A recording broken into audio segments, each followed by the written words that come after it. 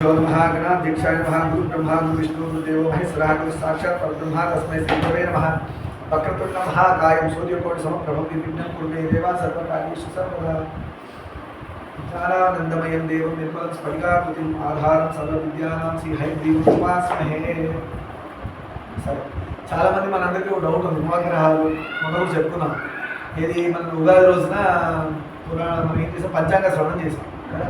పంచాంగ శ్రవణం చేసినప్పుడు నవగ్రహాలు శనిగ్రహం, ఆదిత్యుడు, చంద్రుడు, మంగళుడు, కుజుడు, బుధుడు, గురుడు, బృహస్పతి, శుక్రుడు, శని, రాహు, కేతు ఇవన్నీ అంటాం. చాలామంది ఈ రోజు కూడా ఈ లోకంలో సరే నాస్తికులు ఉన్నారు. వాళ్ళంటే ఎక్కువ నమ్మరు కదా, వాళ్ళు దేవుడు నమ్మరు. అట్లీస్ట్ సనాతన ధర్మం నమ్ముకొని పోయేవాళ్ళు ఈ గ్రహాలు, ఈ పంచాంగ శ్రవణం, గ్రహాలు పీడిస్తాయి, మంచి పనులు కూడా చేస్తాయి, మనకు శుభాలను కలిగిస్తాయి, అశుభాలు ఇవన్నీ గ్రహాల వల్లే. వాళ్ళ డ్యూటీస్, దేవుడు మన ప్రారంధాన్ని గ్రహాలకు ఇచ్చి మన మీద ప్రయోగింపబడి మనం నడుస్తాం. మనకు వచ్చే థాట్స్ అన్ని దేనివల్ల అంటే గ్రహాల వల్ల. ఎన్ని ఉన్నాయి? మొత్తం 9 గ్రహాలు ఉన్నాయి కదా.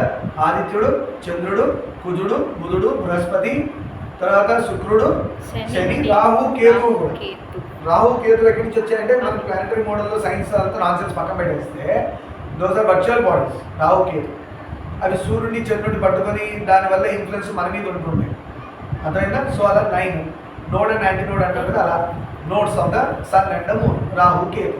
సరే, ఇదంతా ఎందుకు చెప్తున్నారంటే సాక్షాత్తు శివుడు సృష్టించిన ఈ భూమిలో శివుడిని నమ్ముకుంటే నవగ్రహాలు ఏం చేయలేరు చాలా నమ్ముకుంటారు. కరెక్టే, శివుడిని నమ్ముకుంటే నవగ్రహాలు జోలికి రావు. అందుకని నవగ్రహాల్లో ఉన్న మ్యాక్సిమం సొల్యూషన్స్ రుద్రాభిషేకం, శ్రీశైల దర్శనం ఇలానే ఉంటాయి.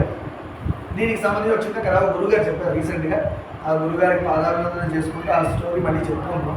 అది ఏమవుతుందంటే, ఒకసారి ఏమవుతుందంటే అమ్మవారు ఇల్లు కట్టుకుంటారు. ఆ కట్టే టైంలో అమ్మవారు కదా, ఆమె టైం చూసుకుంటుందా, అది చూసుకుంటుందా, ఏమి ఉండదు కదా. అమ్మవారే సాక్షాత్ ఇల్లు కట్టుకుంటే ఆమెకి ఏదైనా శుభమే కదా. అన్నీ ఆవిడ చేతిలో ఉన్నాయి, అందరూ ఆవిడ కంట్రోల్లో ఉన్నారు కదా. ఇంకా ఆవిడ మళ్ళీ ఈ టైం బాగుందా, ఈ ముహూర్తం బాగుంది, ఇవన్నీ చూసుకోవాల్సి ఉంటుంది. అమ్మవారికి ఏముండదు కదా.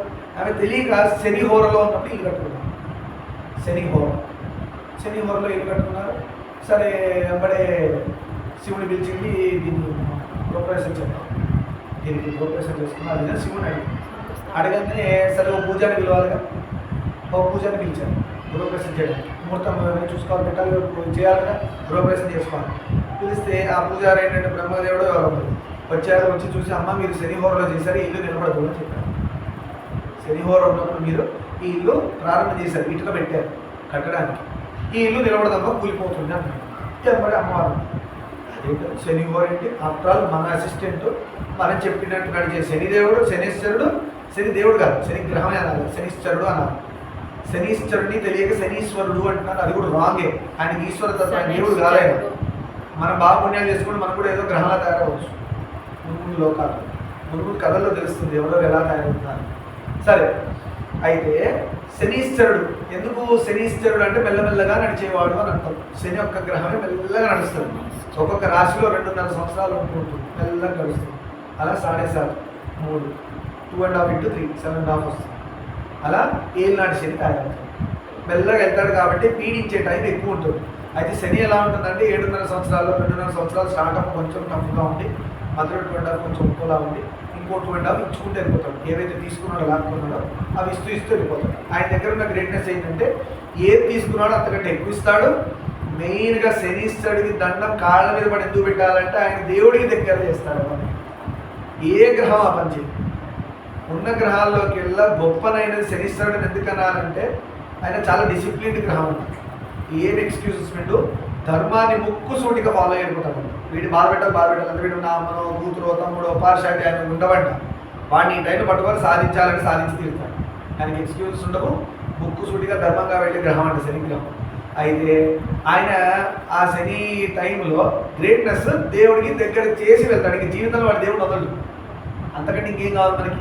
అందుకే ఆయనకి చాలా దండాలు పెట్టచ్చు శనిశ్వరుడు. సరే, ఇప్పుడు ఈవిడ ఏం చేసింది?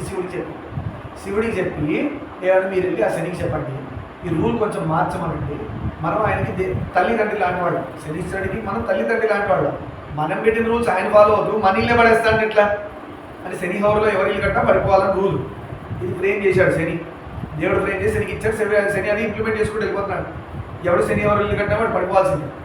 అయితే ఇది చూసుకున్నాడు కదా శివుడు మాట్లాడడానికి వెళ్ళాడు. అయితే నాకు ఎలా తెలుస్తుంది మరి శని ఒప్పుకున్నాడు లేదంటే నేను డబుల్గా వాయిస్తా అన్నాడు శివుడు. ఏమైంది? నేను డబుల్గా వాయిస్తా. దాన్ని బట్టి అర్థం ఏంటంటే శని ఒప్పుకోలేదు, నువ్వు ఎప్పుడే బుల్డోజర్ పెట్టి ఇల్లు కూలగొట్టేసి వాడొచ్చి కూల్చే కంటే నువ్వు కూర్చేసుకుంటే వేరు కదా, మన పర్వాలేదు మిగులుతుంది.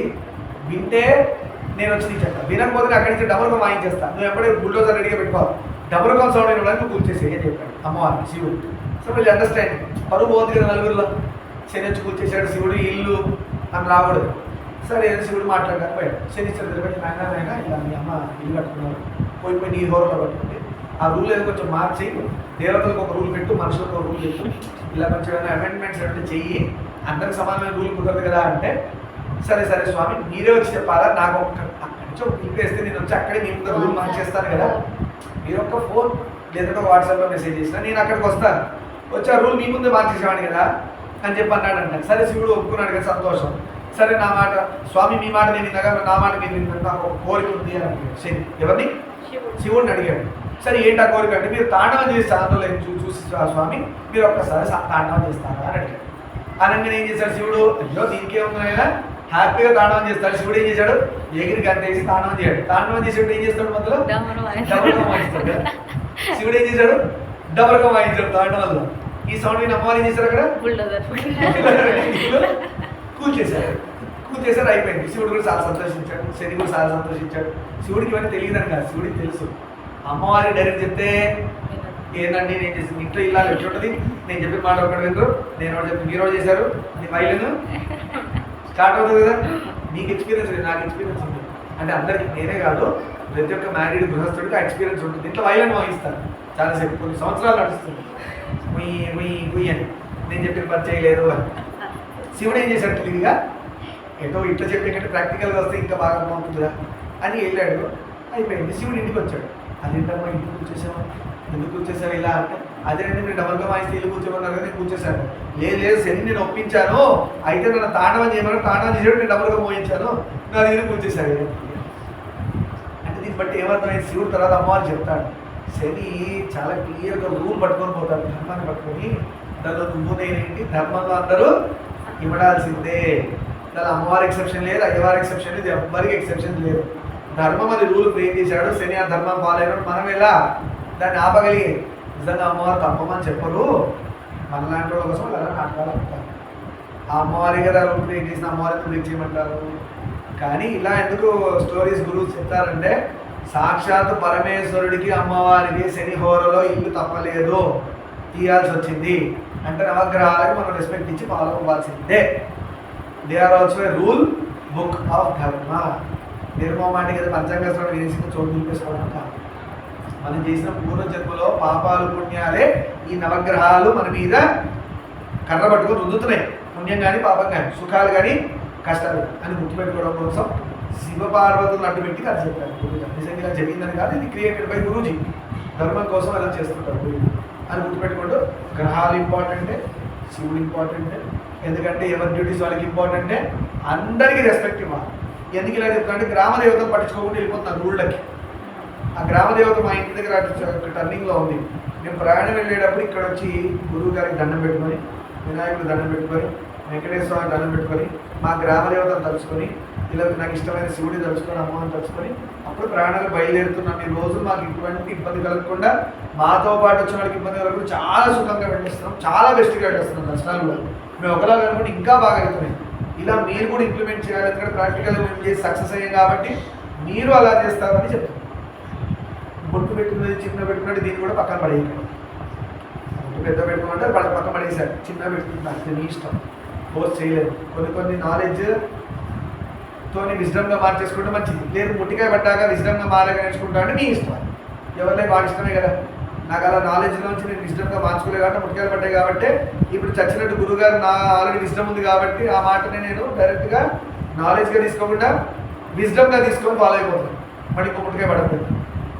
అందుకని తెలివైన సాధన పనులు ఎవరంటే, గురువు ఆకుని యాజ్ ఇట్ ఈస్ నాలెడ్జ్ అని తీసుకోకుండా, wisdom is nothing but theory plus ప్రాక్టికల్గా తీసుకొని, నాకు ఆల్రెడీ జరిగిందని ఫీల్ అయిపోయి, గురువుగారు మీరే చెప్పారు ఇంకా ఇది చెప్పారు అంటే దుట్టి నాలెడ్జ్ కోసం చెప్పలేదు మీరు నాకు ప్రాక్టికల్ ఎక్స్పీరియన్స్ అయిందని నేను ఫీల్ అవుతూ knowledge plus practicality is wisdom, theory plus practical is wisdom అని అనుకొని గురువు వాక్కుని బ్లైండ్గా ఫాలో అయిపోవాలి. అది అందరికీ బెస్ట్ సేఫెస్ట్ అని చెప్పుకుంటూ ఈరోజు యొక్క ఈ ఇంపార్టెంట్ నవగ్రహాల గురించి వస్తుంది సమాప్తం చేస్తాం.